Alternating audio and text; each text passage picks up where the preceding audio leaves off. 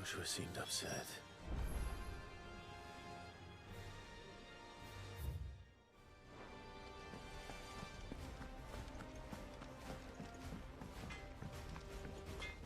Trouble with your gear, or... What do you want?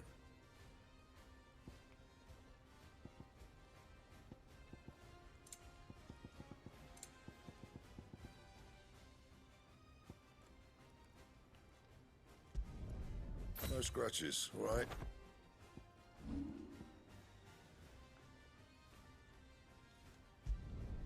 You can thank me later.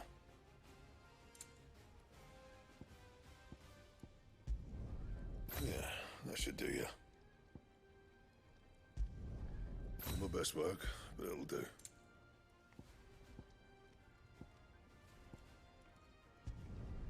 Yeah, that should do you. And? Well, see that sword of yours stays oiled.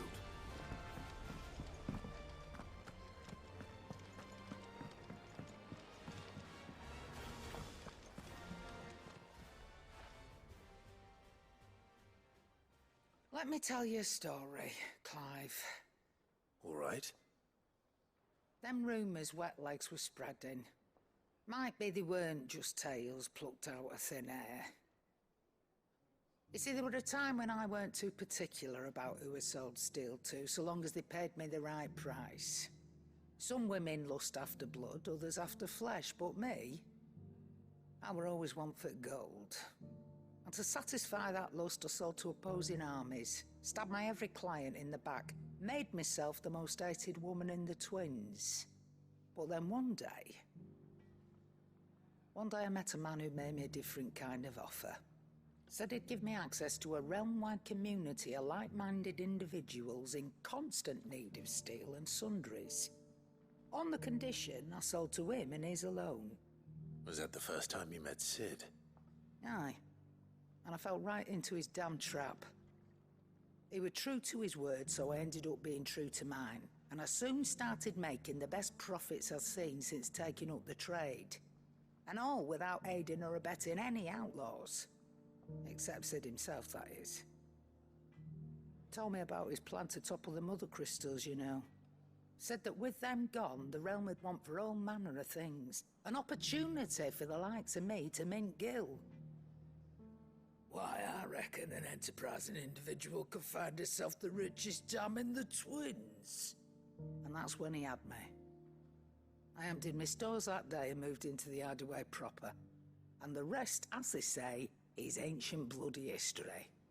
A dozen years on, and I'm still not the richest dam. Not for lack of trying, mind. But I can say, I have never been happier. You've all shown me there are some things more precious than gil. That there are. So don't you go messing it all up.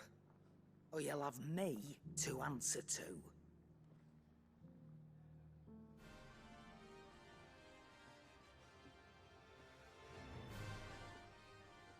Aye, it's a dangerous world out there.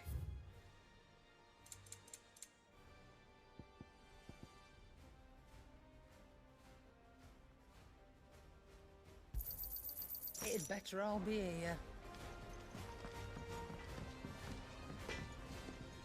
Trouble with your gear, or... So, will it be?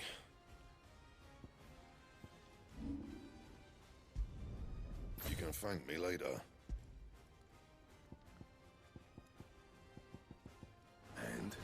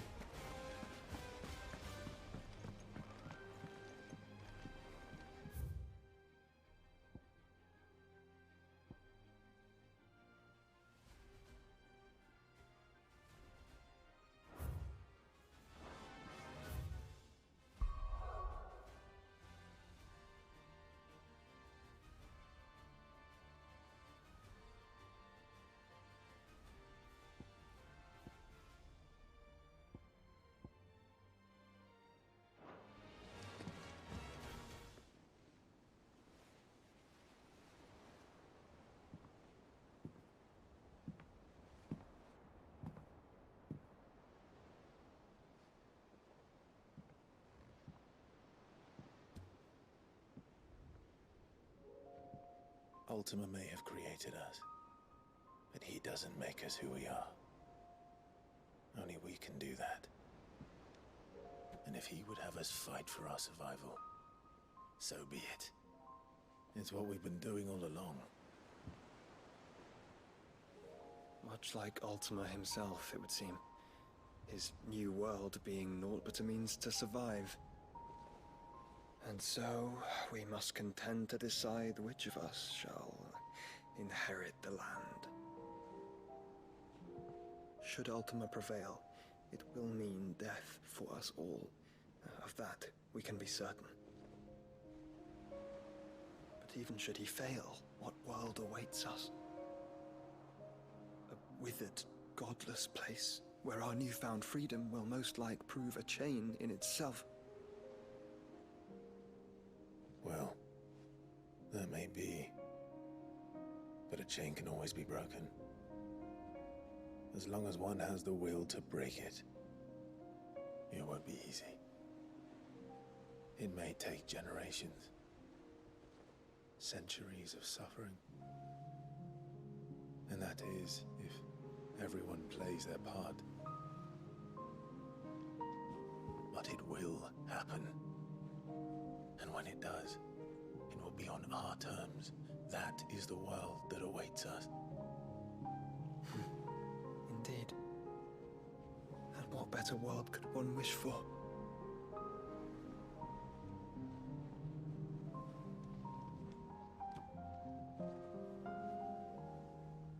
But first, we have to reach that crystal. Then it's a good thing I have wings. You can barely stand, let alone fly. And only the Founder knows what horrors await in those skies. You certain about this? Am I certain? I am the Phoenix. I will do what I must. This is our fight. Remember?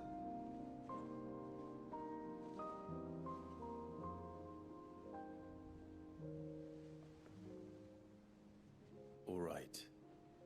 I yield. But only what you must, yes? I'm still your sworn shield. That you are. And what of my wings? Lest you forget, you go to stand against a god. I would not have you succumb to fatigue before the fight begins. Ifrit, your brother mentioned that some few of the dominants who had lost their power to you were still able to prime. Is that true? It is. But their icons no longer submitted to their will.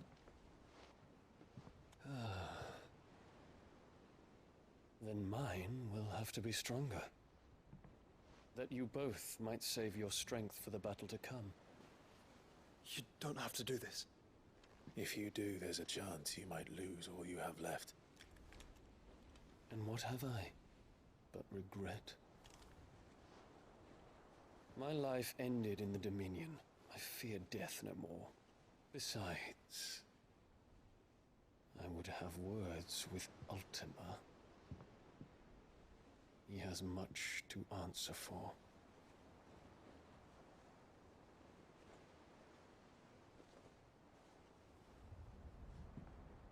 We are in your debt, Dion.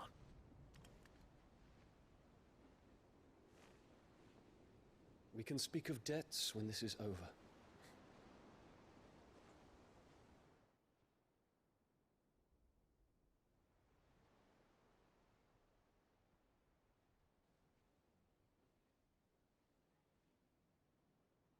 He speaks like a man who knows he's not coming back.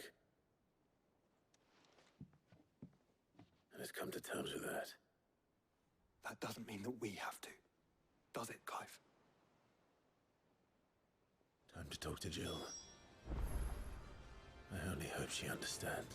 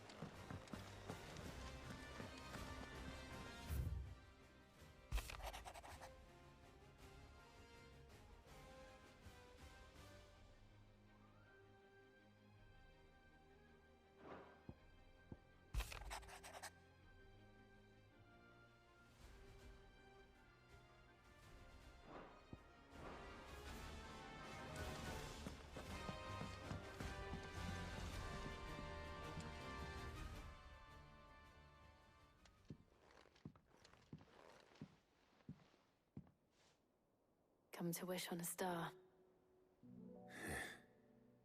That might not be such a bad idea. This is it, Jill. You know what I have to do. Why I have to do it. There's no turning back now. This is where our journey was leading us. Where it will end, for better or worse. I could pray to Metia for you. But you'll be all right, won't you, Clive? You always are. I did promise we'd watch the moon together. I'll be waiting.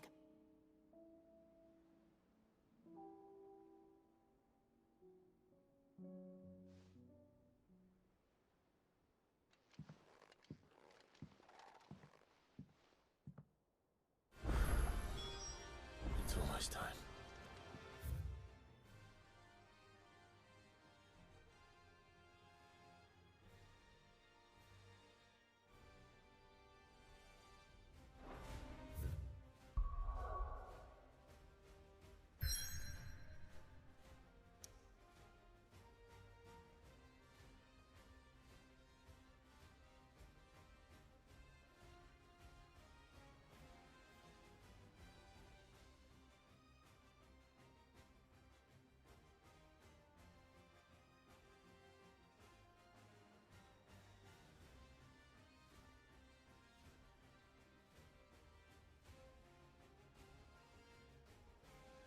Make sure I haven't forgotten anything.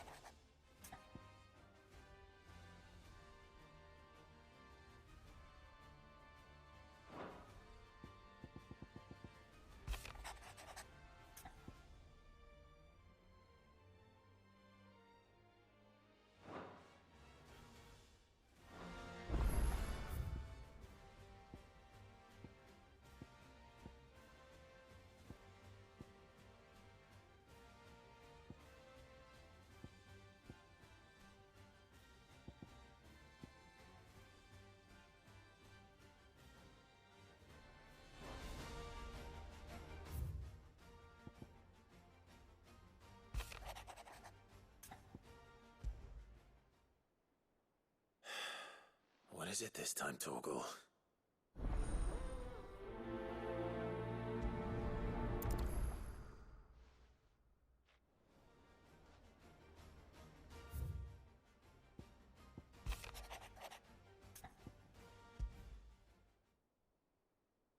Something tells me this is no mere adventure story.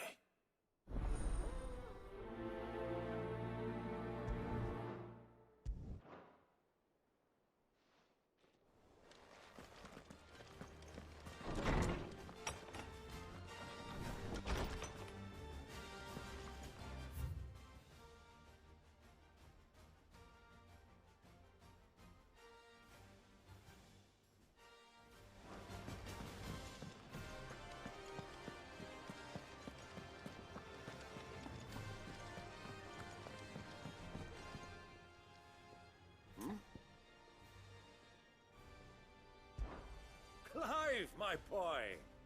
Rutherford informs me that we owe you our thanks. Hadn't intended for you to get involved, but such are the times we live in, huh?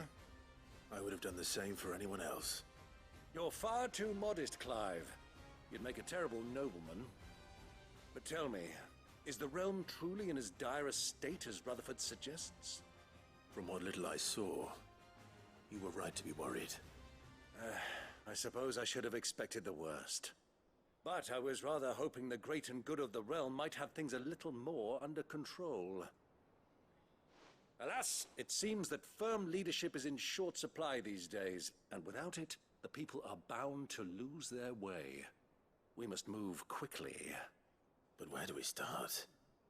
True, the challenges that face us are many. But in my estimation, there are two key areas to be addressed before any other. the realm's armies, and her larders. As you've seen firsthand, it's every man and woman for themselves out there.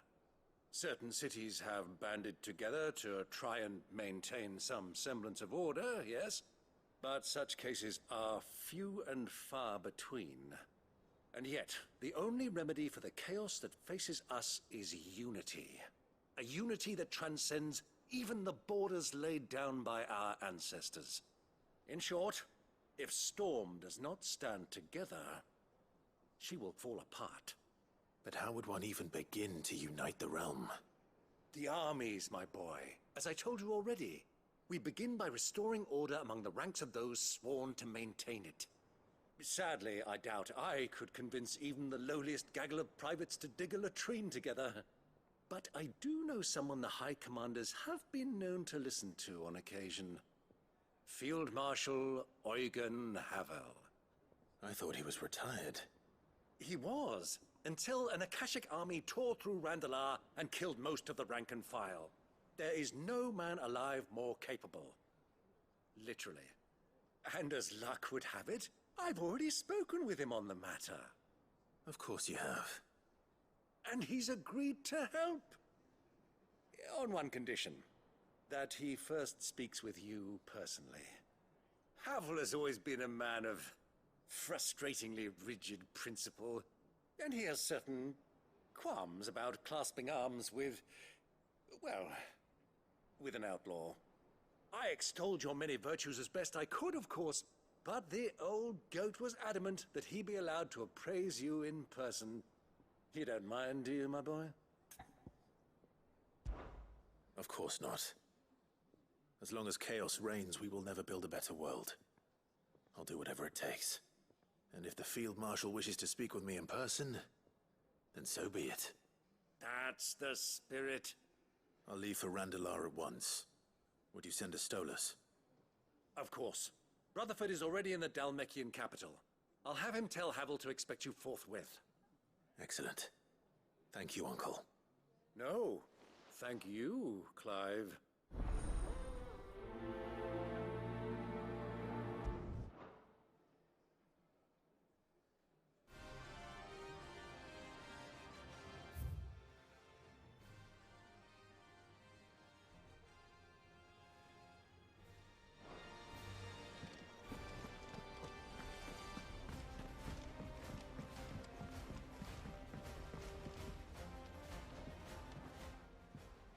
Courage, be freed. Time is nigh, be freed.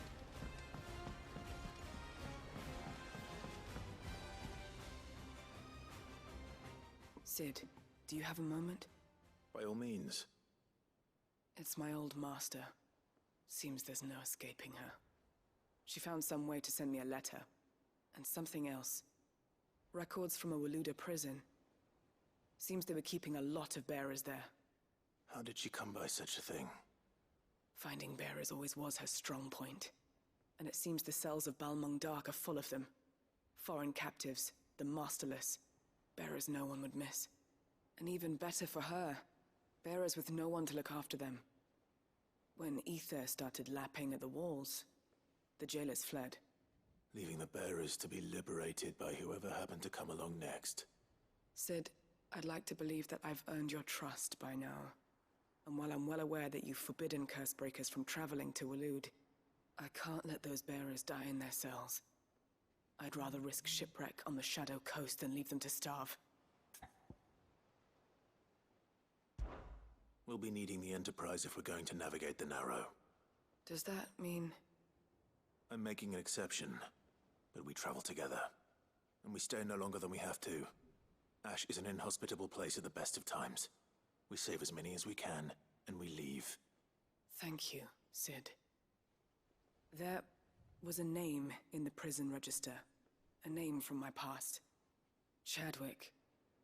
Another of my former master's protégés. A gifted soldier, and the closest thing I had to family. The thought of him held captive in that place. He must be very important to you. He was. Is. Then we find him. The entrance to the prison lies in the shadow of Ravenwit walls, just beyond the portcullis. We should head there as quickly as we can. I only pray there are still bearers alive to save. As do I, Doris. No.